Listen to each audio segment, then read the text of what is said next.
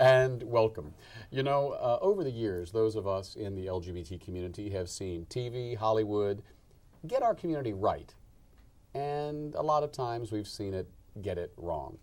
Today we're speaking with my colleague Scott Miller, who's on the GLAAD Board of Directors. Welcome, Scott. Thanks for having me. You know, you have been involved in a lot of community organizations over the years. What was it that made you get excited about the work of GLAAD? Well, actually, it was funny how it all started off. I was actually pitching on doing some work for GLAAD when the president at the time actually convinced me to consider the board instead of doing the work. And so that's how I really got involved with it. And as I got closer to the organization, I really fell in love with the mission and the work that they do and the impact that they're having across the nation. It was very impressive to me. Now, for the uninitiated, explain to us, what does GLAAD stand for? Stands for Gay Lesbian Alliance Against Defamation. Now, in this age when everything is online and on YouTube and Facebook and all of that, you would think by now that people understood what was a sympathetic or correct portrayal of the LGBT community and what wasn't, but people still get it wrong. They certainly do, and you'd be surprised with how many people get it wrong. Yeah.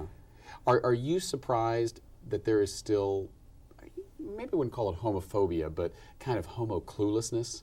Oh, absolutely. The media? I mean, it's sad what really goes on out there in the media when you really see some of the instances that happen and the reason why we're so important and the bully pulpit that we have to have and really come down on some of these advertisers or some of these organizations or some of these television shows. It's really kind of sad that we're still needed, but we really are. And you can see it every day. There's something that comes up, and you can see our updates that go out, and you can kind of see the impact that we're having and why it's really necessary. Talk to me a little bit about, you said that updates go out. So GLAAD is not just an organization that says once a year we're going to say, this was a great show, this was a great director, this was a bad director, a bad show. GLAAD's work is ongoing. It is, and it's necessary because you see, for example, last fall when we worked on with the Today Show and getting them and their weddings to really include LGBT couples in that. That was a big push that we did through our media alert, and we were able to get tens of thousands of people to Twitter about that, where we were able to get an audience with NBC to really discuss this, to where at the last minute they did include LGBT couples in the to have the potential to be part of the wedding contest that they have every fall. What do you think their initial reaction was? Like, oh God, here we go, or do you think how long did it take them to get it? Well, I think the great thing about social media and the impact that it's having, as you can see what's happening over in the Middle East right now, the impact of that it can happen in instantaneously, and that it can make a huge impact, and they have to pay attention because these are their viewers, and it affects the ratings and it affects the advertisers at the end of the day. I remember back in, I guess it was the first March on Washington, so that was '87. Because that was the year that I moved to San Francisco. And I forget how many people were there, but Newsweek didn't cover it. And a guy by the name of Roy Aarons, used to be an editor at the Oakland Tribune, went on to form the National Lesbian and Gay Journalists Association. He had cachet as a mainstream editor, and maybe some of his colleagues knew he was gay, others didn't. But he went to Newsweek and said, we had 1 million people out here. Why didn't you cover it? Well, it wasn't newsworthy. And they're like, well, if it was newsworthy for 1 million women, or 1 million this, or 1 million that. And they really made them realize, wow, they weren't homophobic, they're just kind of clueless. They hadn't thought of it. Do you think that's still the case with a lot of network shows, like the Today Show? Well, it is, and sometimes it depends on who's actually working in some of these issues. If it's some low-level staffer that needs to be educated, I think the work that we do is so important. And as we kind of move from more reactive, and then there's always going to be a need for that in media. But as we go from more reactive to having better relationships with the television stations, with the networks, with the motion picture studios, that the more you do that and have a better relationship, the less the need for the reactionary piece all the time. And I think that there's always going to be a need for that. But if we can have better relationships and stronger relationships, then they're going to pick up the phone and call us and say, well, hey, we're going to have a gay character on this show. We'd like to make sure that we're actually going to portray them in a realistic way, and working with us in advance, as opposed to having us to have to come out afterward and say, okay, that was totally homophobic the way you portrayed a character on television. Is that happening more and more? The studio heads or the producers or whatnot are calling you? The writers, yeah, absolutely. So it's at that base level. The writers are going, we've been told we have a gay subplot on sitcom A. and we want to make sure we get this right. Absolutely. They proactively pick up the phone and will call us, and we do a lot of work with from cable to national television to motion pictures. Mm-hmm. The awards that are coming up, I mean, that is kind of the highlight. It is. It's a great GLAAD year. Absolutely, because it's a way for us to really showcase all the positive things, the positive portrayals that we as LGBT Americans are able to be seen in the media, and the impact that it's actually having. Mm-hmm. And so we can actually showcase and celebrate the successes from the past year. Mm-hmm. What do you think are some of your favorites? What do you think are shows or portrayals that get it right? Well, I mean, if you think of, I can say that GLAAD definitely is one show that week after week it pushes the boundaries, and it really shows you, if you can remember what it was like as a teenager and being able to see that on television. Yeah. I know the impact kind of that it's able to make, that it's like, this is how it really was for me as well. From that to True Blood to Modern Family, you can see these shows and how the characters are they're mainstream, and the being gay just happens to be a part of who they are. It's not the only thing that they are.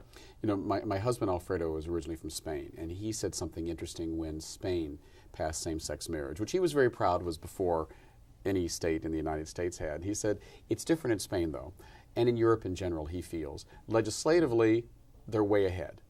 Societally, he said, if we were to walk hand in hand in a small Spanish town, it might not be as cool as walking hand in hand in the Castro.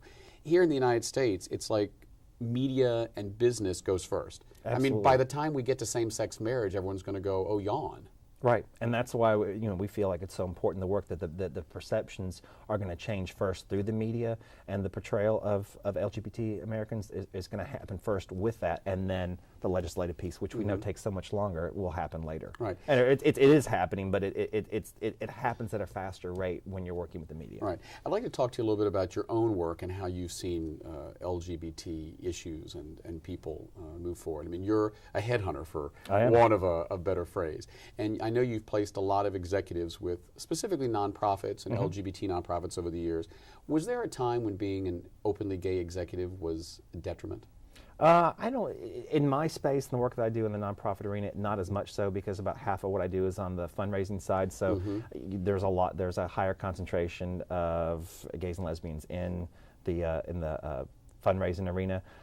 So for that aspect of it, probably not as much. But 10 years ago, I mean, when I really first started with Korn Ferry and then went out on my own 3 years ago, and started my own firm, that it is more of a commonplace. It's not seen as anything. It's not something I would avoid talking about with my client. Right. And in the past, it might have been frowned upon or not even looked upon that great. But now it's just another topic, right. Or it's a non-issue. But you've seen that sea change in 10 years. Absolutely. Did you ever come across a search, without mentioning names, where something homophobic or something kind of off-color was said, and you were like, wow, where did that come from? Yes, absolutely. Anything specific you can, no. without telling who it was? Well, it was on the East Coast. Uh-huh. It was for a very conservative college on the East Coast. And how did that make you feel? Not too well. Not too well, but at the end of the day, and it was really something that I brought up that I think that they felt a little uncomfortable about, but at the end of the day, the president was the one that was calling me for the guidance and advice, and not the other person I was working with on the search. There might have been a little bit of a scare at the beginning, but I think just as we show on TV, as people get to know people and get to know gays and lesbians and bisexuals and transgenders, as you get to know people, then it's like, okay, well, they're normal people. Right. How much is GLAAD a Hollywood organization? I don't mean that in a pejorative way, right. But I mean the GLAAD Awards have now become kind of like, when I saw it in people, I was like, oh wow, we have arrived. Yeah. I mean, come on, it's a stereotype, but gay men love our award shows. We do. And this has become a big award show. Well, it has, and again, the reason why it's become so big for us and why it's so important for us, because it helps us get the message out to even the broader masses. And again, it all goes back to the acceptance piece, because the more people that can see the work that we're doing on a much broader scale, the broader acceptance we're going to have, and a much more rapid pace. Talk to me a little bit about the makeup of the board. I mean, there's a lot of different types of people. Is it parity? Is it equal men, women?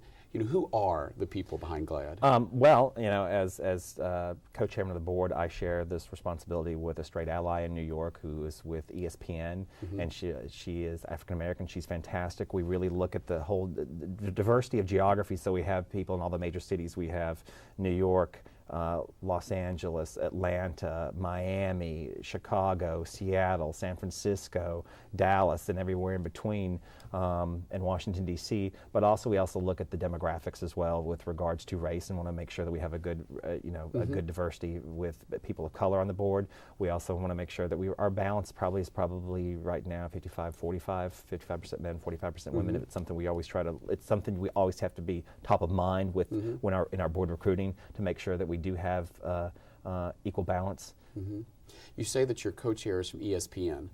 Did you ever think you'd be as an openly gay businessman dealing with the sports network? I mean, well, I guess before we were talking about the scariest part of high school, he's a high school student, was PE class. It's like, oh my God. Well, I mean, coming from Alabama and having gone to the University of Alabama, national champions last year and 13 other times before, I have a real affinity for football and for college sports. So to me, I mean, it's a great honor to really have an insight into that arena as well. So that's to me, it's kind of exciting and fun. In our last few moments, tell us the website if people want to learn more about the good work of GLAAD. The website is www.glaad.org.